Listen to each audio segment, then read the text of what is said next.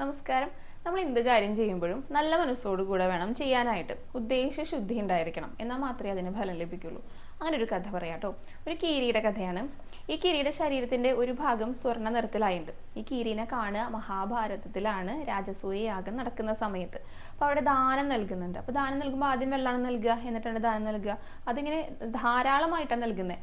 അപ്പോൾ വെള്ളവും ഇങ്ങനെ നന്നായി ഒഴുകി വരുന്നുണ്ട്. അപ്പോൾ ഈ കീരി ഈ വെള്ളത്തിൽ ഇങ്ങനെ മുങ്ങി കുളിച്ചുകൊണ്ടിരിക്കുകയാണ്, ദേഹം നനയ്ക്കുകയാണ്.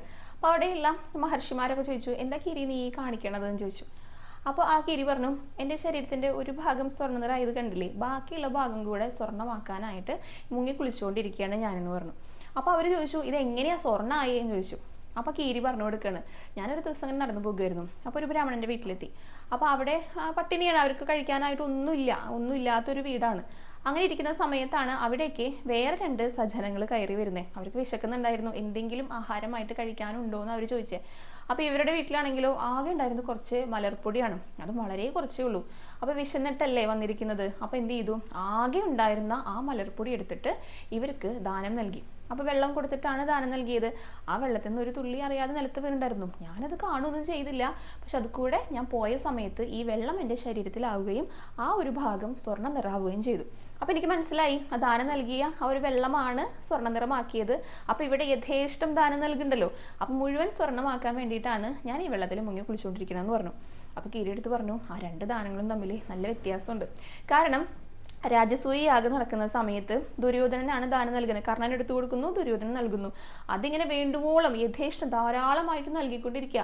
പക്ഷെ ദുര്യോധനന്റെ മനസ്സിലെ ഈ സമ്പത്ത് എങ്ങനെയും ഒന്ന് കഴിയണം, വേഗം കഴിയണം, യുധിഷ്ഠിരന്റെ സമ്പത്ത് വേഗം തീർക്കണം എന്നുള്ള രീതിയിലാണ് നൽകുന്നുണ്ടായിരുന്നത്. നല്ല മനസ്സോട് കൂടിയിട്ടല്ല. ദുര്യോധനൻ എന്ത് നൽകിയാലും പിന്നെയും കൂടുന്നുള്ള കാര്യം ദുര്യോധനനും അറിയുന്നുണ്ടായിരുന്നില്ല. യുധിഷ്ഠിരനോടാകട്ടെ ഭഗവാൻ ചോദിച്ചു, എന്തിനാണ് രാജസൂയ യാഗം നടത്തുന്നതെന്ന്. അപ്പോൾ യുധിഷ്ഠിരന് പറഞ്ഞാൽ മതിയായിരുന്നു ഭഗവാൻ പ്രസാദിക്കാൻ വേണ്ടിയിട്ടാണെന്ന്. പക്ഷെ അദ്ദേഹം എന്ത് പറഞ്ഞു, ഞങ്ങൾ ഭഗവാനെ ആരാധിക്കുന്നത് എല്ലാവരും കാണണം, എന്നിട്ട് അവരും അതുപോലെ ചെയ്യണം. അതായത് എല്ലാവരെയും കാണിക്കാൻ കൂടെ വേണ്ടിയിട്ടാണ് എന്നുള്ള ഒരു ധ്വനി കൂടെ അവിടെ ഉണ്ടായി. അല്ലെങ്കിൽ പറഞ്ഞാൽ മതിയായിരുന്നില്ലേ ഭഗവാൻ പ്രസാദിക്കാൻ വേണ്ടിയിട്ടാണെന്ന്. അപ്പോൾ ആ 2 ദാനങ്ങളും തമ്മിൽ നല്ല വ്യത്യാസമുണ്ട്. അപ്പോൾ ഈ ബ്രാഹ്മണനാകട്ടെ അദ്ദേഹത്തിന് ഒന്നും ഉണ്ടായിരുന്നില്ല, ഇല്ലായ്മയിൽ നിന്ന് ഭഗവാനെ മനസ്സിൽ വിചാരിച്ച് ആ ഒരു മലർപ്പൊടി എടുത്തിട്ട് ആ വന്നവർക്ക് കൊടുത്തു. അപ്പോൾ ആദ്യം നൽകിയ ദാനത്തിൽ അതിലൊരു സമർപ്പണം ഉണ്ടായിരുന്നു. അത് നല്ലൊരു ഉദ്ദേശത്തോട് കൂടിയിട്ടാണ് ചെയ്തത്. അതുകൊണ്ടാണ് ആ ഒരു ദാനം കൊടുത്ത വെള്ളം നിലത്ത് വീണപ്പോൾ ദേഹം സ്വർണ്ണമായത് കീരിയുടെ. ഇതേപോലെ തന്നെയാണ് നമ്മുടെ അടുത്തും പറയുന്നത്, നമ്മൾ എന്ത് കാര്യം ചെയ്യുകയാണെങ്കിലും നല്ല മനസ്സോടുകൂടെ വേണം ചെയ്യാനായിട്ട്. എന്നാൽ തീർച്ചയായിട്ടും ഭഗവാന്റെ അടുത്തുനിന്ന് അതിനുള്ള പ്രതിഫലം ലഭിച്ചിരിക്കും.